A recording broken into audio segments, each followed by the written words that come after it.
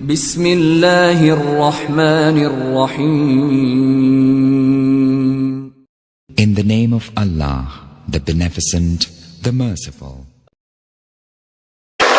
حکایات صحابہ میں سے ایک مہاجر اور ایک انصاری کی چوکی داری اور انصاری کا نماز میں تیر کھانا۔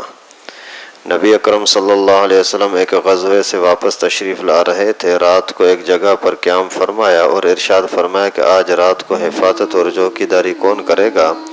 ایک مہاجر اور ایک انصاری نے حضرت عمار بن یاسر اور عباد بن بشیر نے عرض کیا کہ ہم دونوں کریں گے۔ رسول اللہ صلی اللہ علیہ وسلم نے ایک پہاڑی جہاں سے دشمن کے آنے کا راستہ ہو سکتا تھا وہ جگہ بتا دی، اس پر دونوں کو کھڑا کر دیا۔ دونوں حضرات وہاں تشریف لے گئے۔ وہاں جا کر کے انصاری نے مہاجر سے کہا کہ رات کو 2 حصوں میں تقسیم کر کے ایک حصے میں آپ سو جائیں، میں جاگتا رہوں گا، اور ایک حصے میں سوؤں گا، آپ جاگتے رہنا۔ اسی طرح سے دونوں نے پوری رات کو تقسیم کر دیا۔ یہ بھی احتمال ہے کہ کسی وقت نیند کا غلبہ ہو جائے اور دونوں کی آنکھ لگ جائے۔ اگر کوئی خطرہ جاگنے والے کو محسوس ہوا تو اپنے ساتھی کو جگا لے گا۔ رات کا پہلا آدھا حصہ انصاری نے جاگنے کے لیے بولا اور مہاجر صحابی سو گیا۔ انصاری نے رات کو نماز کی نیت باندھ کر کے اور نماز میں کھڑا ہو گیا۔ دشمن کی طرف سے ایک شخص آیا اور دور سے کھڑے ہوئے شخص کو دیکھ کر کے تیر مارا، اور جب کوئی حرکت نہ ہوئی تو دوسرا تیر مارا، پھر اسی طرح سے تیسرا تیر مارا، اور ہر تیر ان کے جسم میں گھستا رہا، اور یہ ہاتھ سے اس کو بدن سے نکال کر کے پھینکتا رہا لیکن نماز کو توڑا نہیں۔ اس کے بعد اطمینان سے رکوع کیا، سجدہ کیا، نماز پوری کر کے اپنے ساتھی کو جگایا۔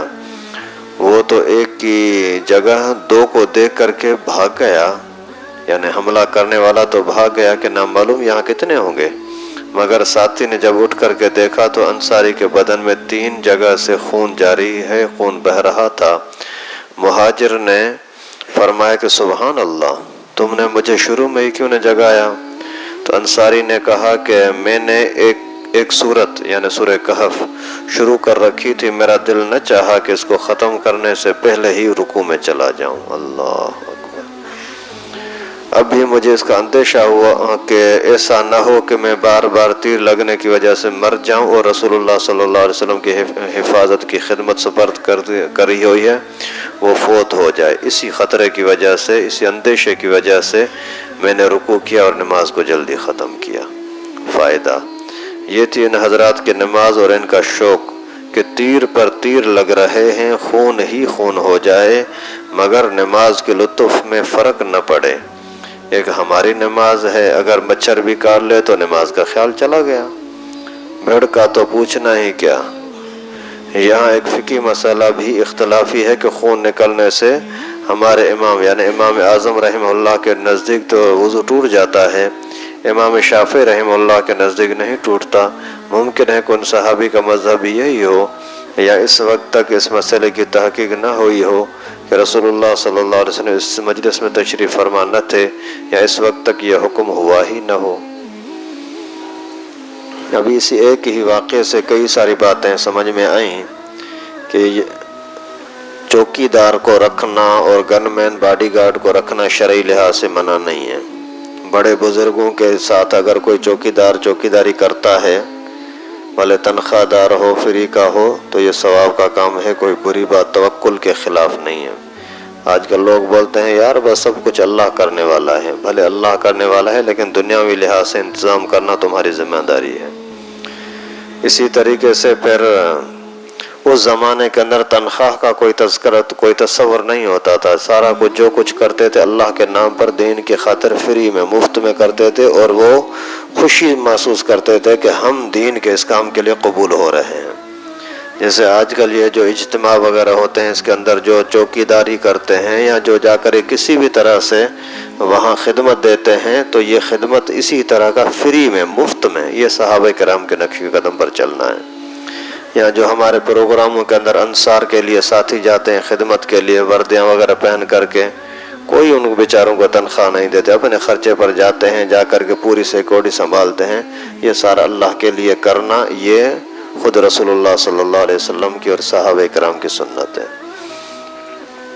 اور اس کے بعد یہ کہ پیغمبر کریم نے ان کو کھڑا کر دیا، تو ابھی جہاد کا منظر ہے، خوف ہے ہر طرف سے، اللہ کے نبی تشریف فرمائے سو رہے ہیں، خطرہ ہے کہ دشمن حملہ کرے گا، اس کے باوجود ان کی محبت نماز کے ساتھ اتنی ہے کہ وہیں چوکیداری کرتے ہوئے نماز میں شروع ہو گئے۔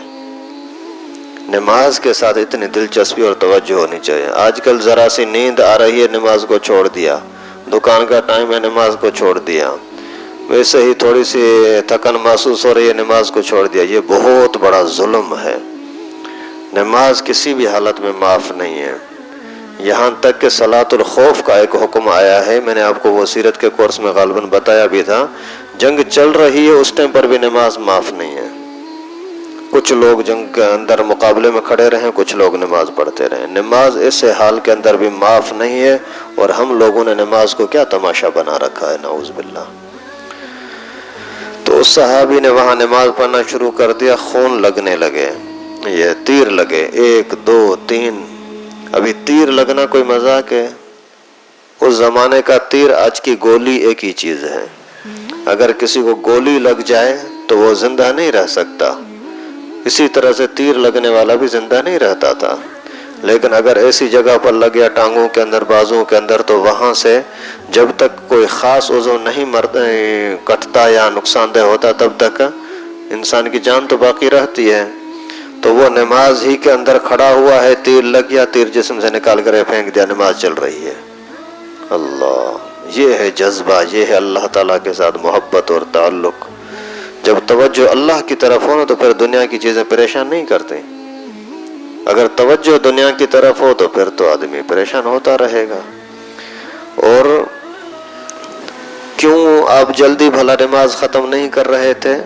ورنہ جلدی میں نماز ختم کر کے سائڈ پہ بیٹھ جاتے تو بھی ہو سکتا تھا، تیر چلا کر کے مقابلہ کرتا، یہ بھی ہو سکتا تھا، لیکن میرا دل نہیں چاہ رہا تھا کہ اللہ تعالیٰ کے ساتھ جو میری کچہری چل رہی ہے نماز کی صورت میں، یہ نہ ٹوٹے۔ بڑی صورت شروع کی تھی، اس وجہ اس کو چھوڑنا نہیں چاہ رہا تھا۔ پھر بھی رکوع اس وجہ سے کیا کہ ایسا نہ ہو کہ میرے خون بہنے کی وجہ سے میں سست ہو کر کے گر جاؤں، مر جاؤں اور ساتھی کو نہ جگا سکوں۔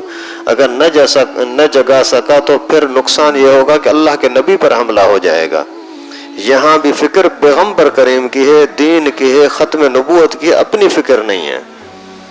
مسلمان کی یہ شان ہوتی ہے۔ اور آخر میں پھر بزرگ نے ایک مسئلہ بتلایا کہ خون کی وجہ سے وضو ٹوٹتا ہے یا نہیں ٹوٹتا۔ اور پہلے زمانے کے اندر آہستہ آہستہ ترتیب سے یہ احکامات نازل ہوتے گئے، ایک ہی ٹائم پر تو سارے احکامات نازل نہیں ہوئے تھے۔ پہلے شراب بھی لوگ پیا کرتے تھے، پھر پیغمبر کریم نے منع کیا تو وہ ختم ہو گیا۔ پہلے لوگ نماز پڑھتے تھے، نماز کے اندر آگے پیچھے گھومتے بھی تھے تھوڑا بہت، اور کسی کو سلام بھی کر لیتے تھے، ہاتھوں سے اشارہ بھی کر لیتے تھے۔ پھر آہستہ آہستہ ان چیزوں پر پابندی لگ گئی کہ یہ بھی نہیں کر سکتے، یہ بھی نہیں کر سکتے۔ تو اسی طرح سے یہ بعد میں حکم نازل ہوا کہ خون نکلنے کی وجہ سے اگر کسی جگہ سے خون نکلا، آگے تھوڑا سا بہہ گیا تو وضو ٹوٹ جائے گا۔ یہ نہ کہ آپ کو کوئی بولے کہ یار وہ صحابی کا تو خون نکل رہا تھا اور اس کو نے نماز کو نہیں توڑا تو میرا بھی خون منہ سے نکل گیا، دانتوں سے نکل گیا، زخم سے نکل گیا، وضو نہیں ٹوٹے گا۔ ایسا نہیں، ابھی وضو ٹوٹ جائے گا۔ اللہ تبارک و تعالیٰ سے دعا ہے کہ جو کچھ ہم نے پڑھا سنا اپنی بارگاہ میں قبول فرمائے۔ وآخر دعوانا ان الحمدللہ رب العالمین۔ لائک کرے ہماری ویڈیو کو، سبسکرائب کرے اور ساتھ میں بیل آئیکن کو دبانا نہ بھولے۔